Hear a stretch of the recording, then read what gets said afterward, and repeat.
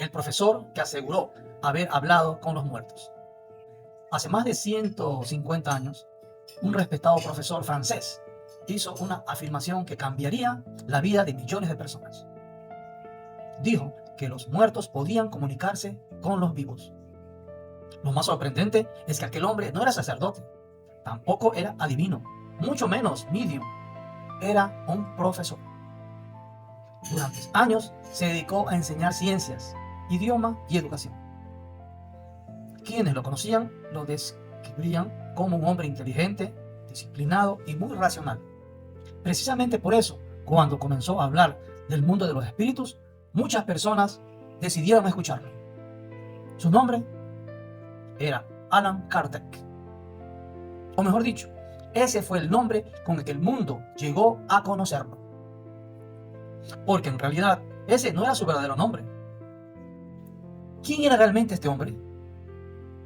¿Cómo pasó de enseñar en un salón de clases a convertirse en el fundador del espiritismo moderno? ¿Y por qué, más de 150 años después, sus libros siguen siendo leídos por millones de personas? Hoy comenzamos esa historia. Estén atentos. Un niño que nadie imaginaba que cambiaría la historia. Muchos antes de llamarse Allan Kardec, su nombre era Hippolyte Léon Denisard Rivail.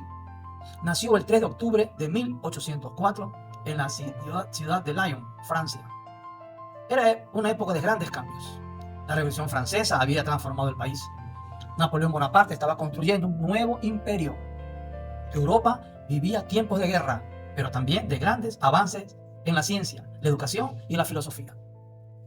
Desde pequeño, Rivail mostró una enorme curiosidad por aprender. Le gustaba estudiar, hacer preguntas, buscar explicaciones. Su familia comprendió que tenía grandes capacidades y decidió darle la mejor educación posible. Nadie imaginaba que aquel niño, años más tarde, sería conocido en todo el mundo por un tema completamente diferente. No por la ciencia, no por la política, sino por aquello que, según él, existía después de la muerte. Pero antes de llegar allí, debía convertirse en uno de los educadores más respetados de su época. El maestro que le enseñó a pensar. Sí, hubo una persona que marcó profundamente la vida de Rivail. Fue el famoso pedagogo suizo, Johann Heinrich Pestalozzi. Para estudiar con él viajó hasta Suiza. Pestalozzi era considerado uno de los educadores más importantes de Europa. Su forma de enseñar era muy diferente. No quería que sus alumnos simplemente memorizaban información. Quería que aprendieran a pensar, a observar, a razonar, a investigar por sí mismo. Rivail absorbió esas enseñanzas, aprendió varios idiomas, estudió ciencias, filosofía, matemáticas y literatura. Y sobre todo, desarrolló una costumbre que lo acompañaría durante toda su vida. Nunca aceptar algo como verdadero sin antes examinar las pruebas. Ese detalle sería muy importante años después, porque cuando escuchó hablar de fenómenos que muchos consideraban sobrenaturales, no reaccionó como la mayoría. No creyó inmediatamente, pero tampoco rechazó la idea sin investigarla. Primero quiso observar. Un profesor admirado por toda Francia. Al terminar sus estudios, regresó a Francia. Muy pronto comenzó a enseñar. Escribió varios libros sobre educación. Publicó manuales para estudiantes. Organizó cursos. Y llegó a ser ampliamente reconocido dentro del mundo académico. Para quienes lo rodeaban, Rivail era un hombre serio, metódico, disciplinado. Nada hacía pensar que terminaría relacionado con el mundo de los espíritus. De hecho, durante buena parte de su vida nunca mostró interés por ese tipo de asuntos. Mientras tanto, algo muy extraño comenzaba a llamar la atención de miles de personas en Europa. En diferentes ciudades se hablaba de mesas que se movían solas, mesas que daban golpes, mesas que según algunos respondían preguntas. Muchos se burlaban, otros sentían miedo y algunos estaban convencidos de que los muertos intentaban comunicarse con los vivos. Cuando Ribail escuchó estas historias, su primera reacción fue de incredulidad, pero una invitación cambiaría el rumbo de su vida. La invitación que cambió su destino. Un amigo insistió en que asistiera a una de aquellas reuniones. Al principio no quiso ir. Le parecía difícil creer que una simple mesa pudiera comunicarse con alguien. Sin embargo, la curiosidad terminó venciéndolo. No asistió buscando emociones, fue como investigador. Quería descubrir qué estaba ocurriendo realmente. Cuando llegó, observó atentamente todo lo que sucedía. Las personas hacían preguntas. La mesa respondía mediante golpes. Algunos aseguraban que detrás de aquellos movimientos existía una inteligencia invisible.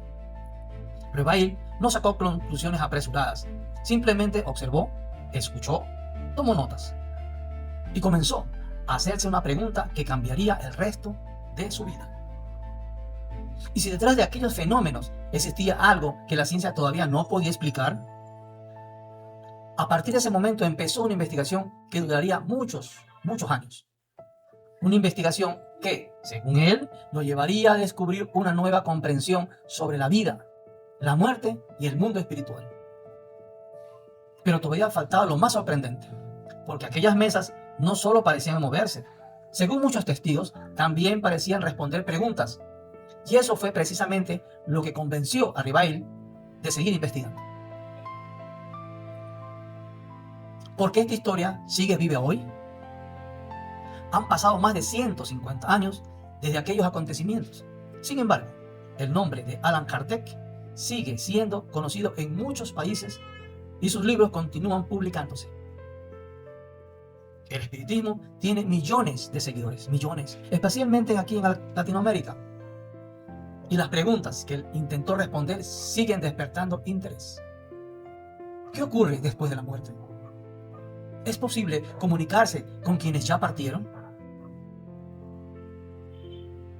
¿Existe realmente un mundo espiritual?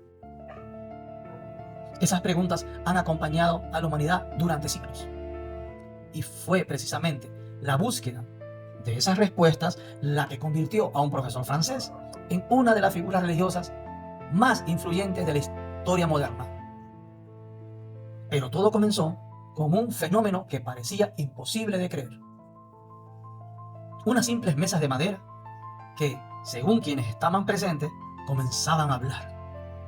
¿Qué ocurrió realmente en aquellas reuniones? ¿Cómo investigó Ribail esos fenómenos? ¿Y por qué terminó convencido de que estaba recibiendo mensajes de los espíritus? Qué misterio, ¿no? Eso lo descubriremos en el próximo episodio. Estén atentos, amigos. Regresamos.